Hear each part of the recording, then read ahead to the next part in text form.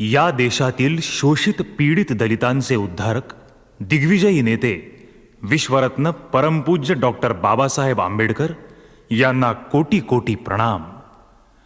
अथांग सागर एकत्र करुनी शाई बनवली जरी, मेरू हिमालय करून लेखणी खुशाल धरुद्या करी. कोटी विभूती कालिदास हे लिहिण्या बसले जरी, कवी रमेशा पूर्ण भीमायन कधी न होईल तरी.